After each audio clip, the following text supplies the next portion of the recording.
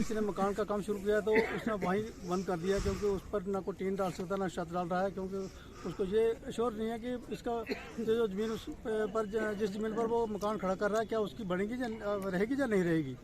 तो इसलिए हमने ये और अमन एक पद यात्रा जो है रजौरी से जम्मू तक हम निकाल रहे हैं, ताकि प्रशासन को, सोए हुए प्रशासन को जगाने के लिए कि ये जो हमारे लोग हैं, हमारे डोगरा लोग समाज के लोग जो हैं, जो ज़मीनों से वंचित हैं, आज तक उनके पास 2-2, 5-5 मरले ज़मीन से ज़्यादा कोई ज़मीन नहीं है। इसके अलावा अगर सरकार को कुछ एक्शन लेना है तो जो लोग ज़मीनें बेचकर जा रहे हैं, इसका मतलब उनको ज़रूरत नहीं है तभी बेच रहे हैं ना। तो जिस आदमी को ज़रूरत है वो ना खरीद रहा है ना कुछ नहीं कर रहा है, तो जो लोग ज़मीनें बेचकर जा रहे हैं, जिनके पास बाहक मरूसी हैं, तो इसका मतलब ये नहीं है कि वो अपनी ज़मीन का गलत इस्तेमाल कर सकें। उनकी वजह से हमारे डोगरा समाज के लोग जो परेशानी में पड़ सकते हैं। तो दूसरी बात यह है कि जैसे कुलदीप जी ने बताया कि 47 से पहले से जो लोग जहाँ रह रहे थे, उन लोगों ने 47 के गदर में हर आदमी डिस्टर्ब हुआ, कोई भी आदमी अपनी जगह पर नहीं रहा। तो जैसे ये पुंछ से आए हुए लोगों को अपने मालकाना बाहक मरूसी मिले, इसी तरह सब लोगों को एक सरकार क्राइटेरिया तय करे कि कम से कम 48 कनाल या 50 कनाल ज़मीन है। अगर वो ज़मींदार कहलाता तो उसके पास ज़मीन होगी तभी ज़मींदार होगा ना। अगर हमारे पास ज़मीन ही नहीं होगी तो हमारे पास जो ज़मीनें हैं हम किसी कमर्शियल पर्पज़ के लिए इस्तेमाल नहीं कर रहे हैं। हमारी ज़मीन का मकसद है अपनी रोजी रोटी कमाना, सरकार के लिए भी काम करना, अपने के लिए भी काम करना और परिवार को पालन पोषण करना।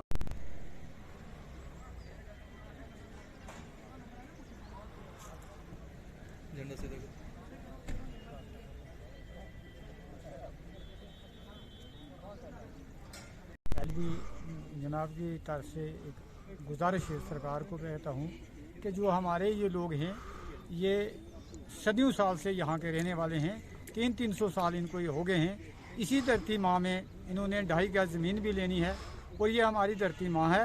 इन लोगों को इतना डर है कि ये रोज़ी रोटी अपनी जिस ज़मीन पर कमाकर, एग्रीकल्चर लोग हैं, 85% लोग तो ज़मींदार हैं।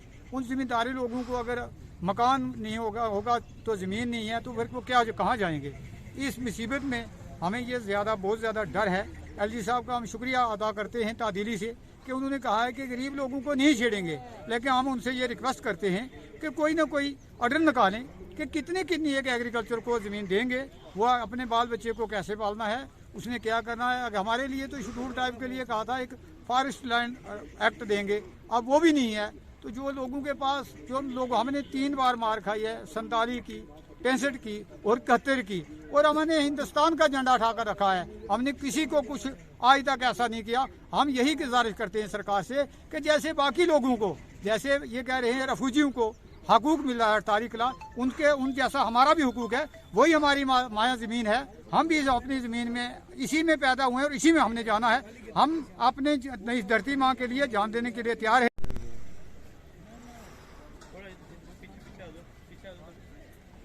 किसी माँ का बच्चा, किसी बहन का भाई, किसी बुजुर्ग का बेटा, जहाँ तक बात है पैदल यात्रा की, जहाँ से लेकर जम्मू तक जाना, 70 साल में पहली बार ऐसी नौबत आई है। प्रशासन और आम जनता के बीच बहुत बड़ा खालीपन हो गया है, गैप मैं बोल सकता हूँ। लोगों में एक डर, एक वह है कि हमारी ज़मीन छीनी जाएगी। जैसे कि एलजी साहब ने बोला है कि छोटे जो गरीब लोग हैं उनको बख्शा जाएगा और जो बड़े रुश्तेदार हैं, जहाँ अमीर लोग हैं, उनसे निकाली जाएगी। बिल्कुल हम सब लोग इस बात से सहमत हैं, मगर उसका पैरामीटर तय हो, एक सर्कुलर बने और वो समाज में आए। लोगों के अंदर जो डर है वो डर खत्म हो। हम इसी के लिए पैदल यात्रा करेंगे। डोगरा समाज आज तक वंचित रहा, उनको मालिकाना हक नहीं मिले। जैसे 1947 में पीयूजो के हमारे हाथ से खो गया, उसके बाद बड़े से लोग जो वहाँ से उजड़े हमारे भाई, वो इस तरफ आए, कुछ शंब, पलां, खोट, उस तरफ से हमारे पास लोग आए। उन लोगों को राइट मिल गए, मगर उन्होंने अपने आप को एक नाम दे दिया रेफ्यूजी समाज। उनको बेनिफिट्स मिले। जो लोग मल्ला, पुखरने, इस क्षेत्र से उजड़े, वो बहुत बड़ी तादाद में कस्टोडियन ज़मीन पे बैठे हुए हैं और फॉरेस्ट लैंड पे, स्टेट लैंड पे उनको मालिकाना हक नहीं मिला। मैं बोल सकता हूँ एक ही स्टेट थी जो पीओजे के आज पाकिस्तान का हिस्सा है, पहले वो जम्मू कश्मीर का हिस्सा था। एक ही स्टेट में दो कानून नहीं हो सकते। तो ये हुआ हमारे साथ, किसी को राइट मिला, जिधर जो लोग उजड़े सबको राइट मिलना चाहिए था। आप रजौरी से लेकर जम्मू तक जाएंगे, बहुत सा डोगरा समाज आपको दिख जाएगा जिनके पास अपनी कोई ज़मीन नहीं है, या कोई ठहरा भी है जिनके पास मालिकाना ज़मीन भी है, वो उनके पास कैसे है? उस समय गरीबी थी, वो खरीद नहीं सकता था।